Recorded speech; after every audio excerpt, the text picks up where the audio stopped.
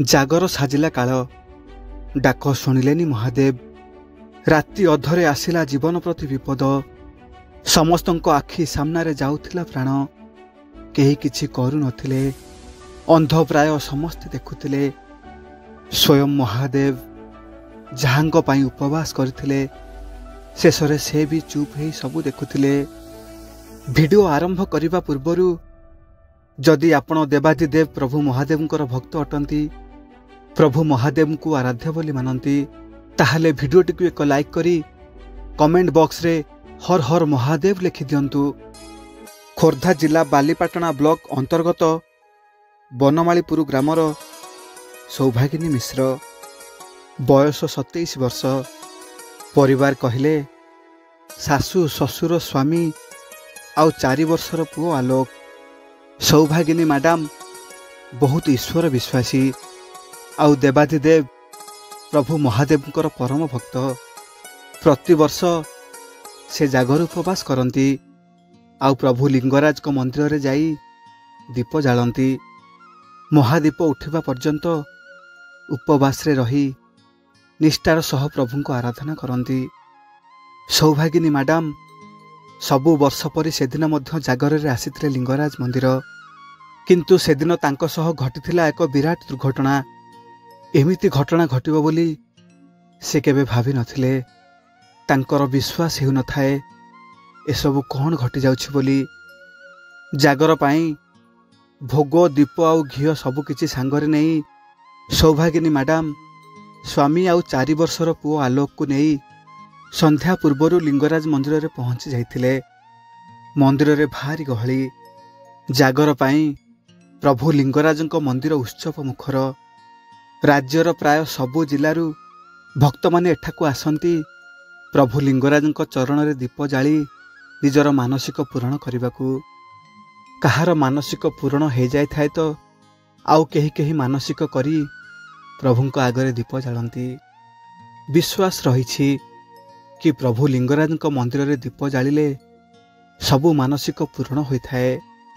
ରାଜ୍ୟର ସବୁ ଶିବ ମନ୍ଦିର ପରି ଲିଙ୍ଗରାଜ ମନ୍ଦିରରେ ମଧ୍ୟ ବେଶ ଧୁମଧାମରେ ଜାଗର ଉତ୍ସବ ପାଳନ ହୁଏ। ସୌଭାଗିନୀ ମ୍ୟାଡ଼ାମ ମନ୍ଦିର ବେଢ଼ାରେ ବସି ଦୀପ ଜାଳୁଥାନ୍ତି। ଜାଗର ପାଇଁ ମନ୍ଦିରରେ ବହୁତ ଭିଡ଼ ଲାଗିଥାଏ। ପ୍ରଭୁ ଲିଙ୍ଗରାଜଙ୍କ ମନ୍ଦିର ଦୀପମୟ ହୋଇଯାଇଥାଏ।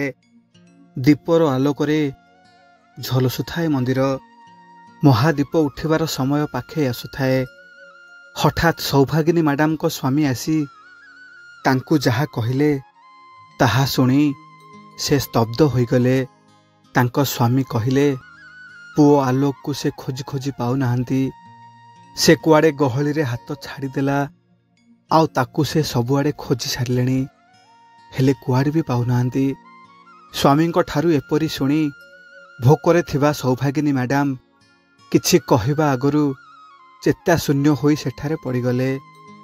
ସାଙ୍ଗେ ସାଙ୍ଗେ ସେଠି ଉପସ୍ଥିତ ଥିବା ଅନ୍ୟ କିଛି ମହିଳା ତାଙ୍କୁ ପାଣି ପକାଇ ତାଙ୍କର ଚେତା ଆଣିଲେ।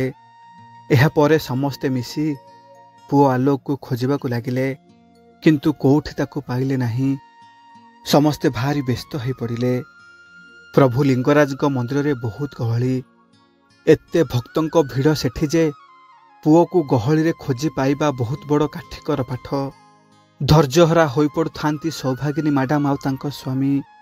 କିନ୍ତୁ ମହାଦେବଙ୍କ ଉପରେ ତାଙ୍କର ଅଗାଢ଼ ବିଶ୍ୱାସ। ସୌଭାଗିନୀ ମ୍ୟାଡ଼ାମଙ୍କର ବିଶ୍ୱାସ ଥାଏ ପ୍ରଭୁ ଲିଙ୍ଗରାଜ କେବେ ବି ଏତେ ନିଷ୍ଠୁର ହେବେନି। ଏଭଳି ସମୟରେ ପ୍ରଭୁ ଲିଙ୍ଗରାଜଙ୍କ ଛଡ଼ା ଆଉ କିଏ ସାହା ହେବ? କ'ଣ କରିବେ ସେ କିଛି ଭାବିପାରୁନଥାନ୍ତି। ପ୍ରଭୁ ଲିଙ୍ଗରାଜଙ୍କ ମହାଦୀପ ଉଠିବାର ସମୟ ହୋଇଯାଇଥାଏ। ପ୍ରଭୁଙ୍କ ସେବକମାନେ ମହାଦୀପ ଧରି ମନ୍ଦିର ଉପରକୁ ଚଢ଼ୁଥାନ୍ତି। ମହାଦୀପ ଦେଖି ଭୋ ଭୋ ହେଇ କାନ୍ଦି ପକାଇଲେ ସୌଭାଗିନୀ ମ୍ୟାଡ଼ାମ ଆଉ ପ୍ରଭୁଙ୍କ ମନ୍ଦିର ଆଡ଼କୁ ଚାହିଁଲେ।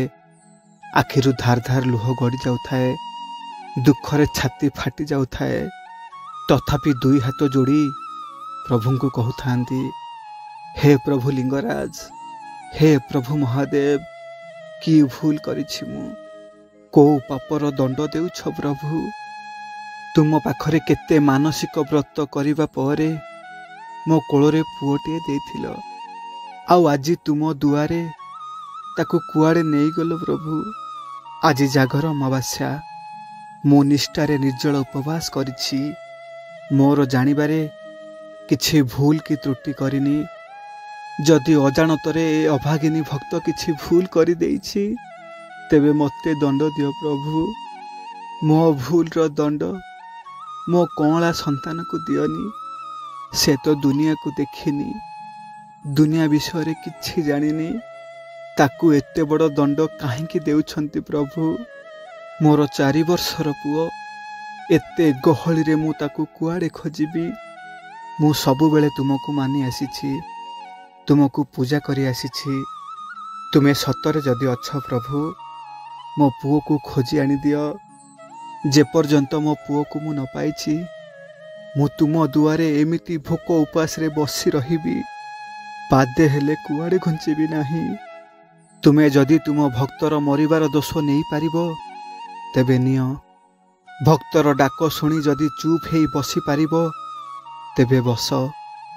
କିନ୍ତୁ ଆଜି ମୋ ପୁଅକୁ ନ ପାଇବା ପର୍ଯ୍ୟନ୍ତ ମୁଁ ଏଠି ସେମିତି ବସି ରହିବି। ପ୍ରଭୁ ଲିଙ୍ଗରାଜଙ୍କୁ ଏମିତି କହି ଜଳୁଥିବା ଦୀପ ଉପରେ ହାତ ରଖି ବସି ରହିଲେ ସୌଭାଗିନୀ ମ୍ୟାଡ଼ାମ। ସେପଟେ ପ୍ରଭୁଙ୍କ ମହାଦୀପ ଉଠି ସାରିଲାଣି। ମହାଦୀପ ହୁତୁ ହୁତୁ ହେଇ ଜଳୁଥାଏ। ଏପଟେ ସୌଭାଗିନୀ ମ୍ୟାଡ଼ାମଙ୍କ ଆଖିରୁ ଲୁହ ଧାର ଧାର ବୋହି ଚାଲିଥାଏ। ଆଉ ଦୀପର ନିଆଁରେ ହାତ ଜଳି ଯାଉଥାଏ। କିନ୍ତୁ ମନରେ କେବଳ ପୁଅର ମୁହଁ ଦିଶୁଥାଏ। ଆଉ ଠିକ୍ ଏତିକି ବେଳେ ଘଟିଲା ଏକ ବିରାଟ ଚମତ୍କାର।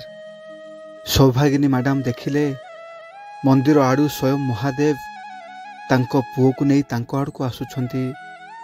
ପୁଅ ଆଲୋକର ହାତ ଧରି ସ୍ୱୟଂ ଦେବାଧିଦେବ ମହାଦେବ ତାଙ୍କ ଆଡ଼କୁ ଆସୁଥାନ୍ତି। ଏପରି ଦୃଶ୍ୟ ଦେଖି ସେ ନିଜକୁ ବିଶ୍ୱାସ କରିପାରୁନଥିଲେ। ସବୁ କିଛି ସ୍ୱପ୍ନ ଆଉ ଆଶ୍ଚର୍ଯ୍ୟ ଲାଗୁଥାଏ ତାଙ୍କୁ। ହଠାତ୍ ତାଙ୍କ ଆଖି ବନ୍ଦ ହେଇଗଲା। ଆଉ ପୁଣି ଥରେ ତାଙ୍କର ଚେତା ଚାଲିଗଲା। ଆଉ କିଛି ସମୟ ପରେ ଯେତେବେଳେ ସେ ଉଠି ଦେଖିଲେ, ତାଙ୍କ ପୁଅ ଆଲୋକ ତାଙ୍କ ପାଖରେ ବସିଛି। ପୁଅକୁ ପାଖରେ ଦେଖି ଚମକି ପଡ଼ିଲେ ସୌଭାଗିନୀ ମ୍ୟାଡ଼ାମ। ସେ ଆଶ୍ଚର୍ଯ୍ୟ ହେଇ ଚାହିଁ ରହିଲେ। ପାଖରେ ପୁଅ ଆଉ ସ୍ୱାମୀ 2 ଜଣ ଯାକ ଅଛନ୍ତି। ସାଙ୍ଗେ ସାଙ୍ଗେ ପୁଅକୁ କୁଣ୍ଢେଇ ପକେଇଲେ। କାନ୍ଦି କାନ୍ଦି କହୁଥାନ୍ତି, କୁଆଡ଼େ ଚାଲି ଯାଇଥିଲୁ ଧନ? ଏହାପରେ ସୌଭାଗିନୀ ମ୍ୟାଡ଼ାମଙ୍କ ସ୍ୱାମୀ ତାଙ୍କୁ କହିଲେ, ପୁଅକୁ କାନ୍ଦୁଥିବାର ଦେଖି କେହି ଜଣେ ସହୃଦୟ ବ୍ୟକ୍ତି ତାକୁ ସାଙ୍ଗରେ ଆଣି ମୋ ପାଖରେ ଛାଡ଼ି ଦେଇ ଚାଲିଗଲେ। କିନ୍ତୁ ସେ ବ୍ୟକ୍ତି ଜଣଙ୍କର ପରିଚୟ ମୁଁ ଜାଣିନି। ମୁଁ କେବଳ ତାଙ୍କୁ ଦୂରରୁ ଦେଖିଛି। ଏମିତି କଥା ଶୁଣି ସମସ୍ତେ ଆଶ୍ଚର୍ଯ୍ୟ ହୋଇଗଲେ।